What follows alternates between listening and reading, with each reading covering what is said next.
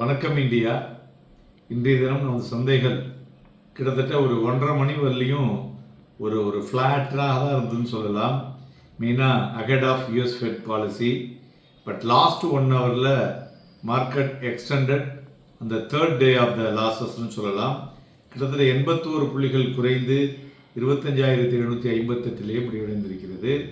Advances 1071, declines பார்த்தோம்னா 1681.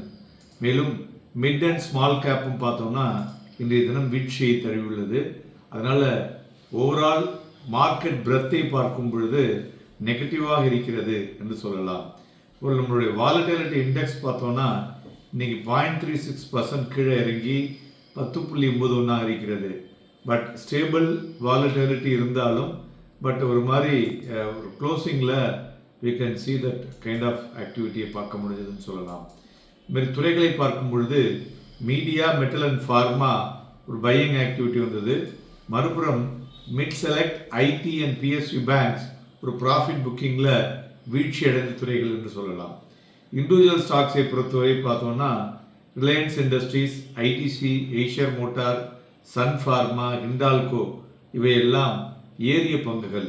இறங்கின பங்குகளில் HDFC bank, then ICICI bank, Bharti Airtel, Eternal, Infosys இவையெல்லாம் இறங்கிய பங்குகள்.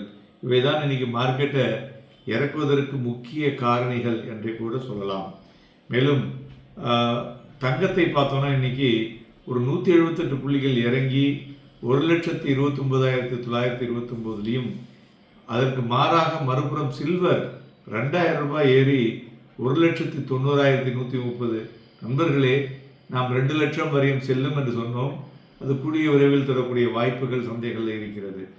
குரூட் ஆயில் 36 ரூபாய் அதிகரித்து 2,515 விநியமாகிக் கொண்டிருக்கிறது. மேலும் இன்றைய தினம் ஏன் மார்க்கெட் விழுந்தது அப்படிங்கிறது எல்லாருக்கும் ஒரு பெரிய கேள்விக்குறி. காரணம் மெயினாக இந்த இன்னைக்கு யூஎஸ்னுடைய ஃபெட் பாலிசி இருக்குல்ல, அது ஒரு மெயின் ரீசன். ரெண்டாவது நம்மளுடைய த possible Indo US trade deal அது டிலே ஆகிட்டே இருக்கு இல்லையா, அதுவும் ஒரு காரணம். நம்ம ரூபாய் வீக்கனானது, எஃப்ஐ மார்க்கெட்லேருந்து பணத்தை எடுத்து கொண்டு இருக்கிறது. மேலும் பாண்டு வெளிநாட்டில் ஹையராக முடிவடைந்திருப்பது, இவையெல்லாம் ஒரு ஒரு அழுத்தம் என்றே சொல்லலாம். மேலும் இது என்ன ஆகுதுன்னா நமது சந்தைகளில் உலக சந்தைகளுடைய பிரதிபலிப்பை பார்க்க முடிகிறது. ஸோ அதுவும் முக்கிய காரணம். மேலும் நாம் எப்போதுமே சொல்லியிருக்கோம், எப்பப்பெல்லாம் பார்லிமெண்ட் கூடுதோ அப்பப்பெல்லாம் மார்க்கெட்டில் வாலட்டிலிட்டி தான் இருக்கும்னு சொல்லிட்டு, ஏதோ ஒரு விஷயத்துக்காக பார்த்தீங்கன்னா மார்க்கெட் ஒரு நெகட்டிவில் இருக்கக்கூடும். மார்க்கெட் டைரக்ஷனும் பார்த்தோன்னா அந்த மேலே சொன்ன இன்புட் படி தான் போயிட்டுருக்குங்கிறதையும் பார்க்க முடிகிறது.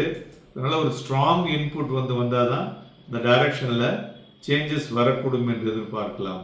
அதுபோல் இன்றைய தினம் 52 வீக் ஹையை 70 பங்குகள் தொட்டு உள்ளது. 52 லோவை பார்த்தோன்னா 130 பங்குகள் தொட்டு இருக்கிறது. ஸோ ஆல்மோஸ்ட் மோர் தென் கிட்டத்தட்ட 2% லோ வந்திருப்பதையும் பார்க்க முடிஞ்சது.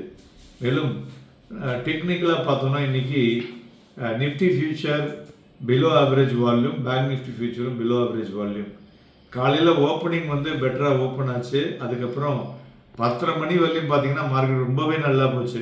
25,947.65 அப்படிங்கிறத டச் பண்ணிடுது. ஆனால் கடைசியில் என்னாச்சு, அப்படியே கவுத்து விட்டாங்க. 25,734.55 லோவை டச் பண்ணி 25,758 முடிவடைந்திருக்கிறது.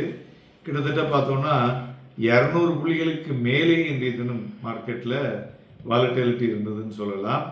மேலும் இந்த 5 டே மூவி எக்ஸ்போனன்ஷியல் மூவிங் ஆவரேஜ் பார்த்தோம்னா 25,730 அண்ட் 25,700 அந்த ஜோனில் இருக்குது. ஸோ அதனால் இந்த ஜோனில் ப்ரீச் ஆச்சுன்னா ஒரு 200 புள்ளிகள் கூட விழலாம் சர்வசாதாரணமாக. மீனிங் 25,500 அல்லது 25,550 அப்படிங்கிற புள்ளிகளை தொடரக்கூடிய வாய்ப்புகள் இருக்கக்கூடும். ஆனால் ஒரு இன்னைக்கு வரக்கூடிய நியூஸ் பெட்டராக இருக்குது அப்படின்னா 25,950 to 26,000 அப்படிங்கிற ரெசிஸ்டன்ஸ் ஜோனில் மார்க்கெட் செல்லக்கூடிய வாய்ப்புகள் இருக்கக்கூடும். மெயினாக ட்ரெண்ட் லைனை பொறுத்தவரை பார்த்தோம்னா ஒரு சப்போர்ட்டிவாக இருக்கக்கூடிய கிட்டத்தட்ட அந்த லெவலில் தான் இப்போ நின்று கொண்டு இருக்கிறது. ஸோ இது வந்து இப்போ ஒரு மதில் மேல் பூனை போல் இறங்கினா 200 பாயிண்ட் இறங்கும், ஏறினா 300 பாயிண்ட் ஏறும். ஸோ அதுதான் வந்து இப்போ இருக்கக்கூடிய இன்புட். ஸோ இந்த 2 மணிக்கு அப்புறம் வீழ்ச்சி அடைந்ததுனால அதை நார்மலாக வந்து என்ன பண்ணுவோம்னா பெருசாக வந்து எடுத்துக்க வேண்டாம், டிஸ்கவுண்ட் பண்ணிவிடுவோம் அப்படின்னே சொல்லுவோம் டெக்னிக்கலாக. ஸோ அதனால் நாளைய தினம் யூஎஸ்னுடைய ஃபெட் பாலிசிக்கு தகுந்தாற்போல் நம்மளுடைய மார்க்கெட்டும் டான்ஸ் ஆடும் என்று எதிர்பார்க்கலாம். வாங்கி விற்பதற்கும் விற்று வாங்குவதற்கும் ஏதோ இருக்கக்கூடும். Happy and profitable day.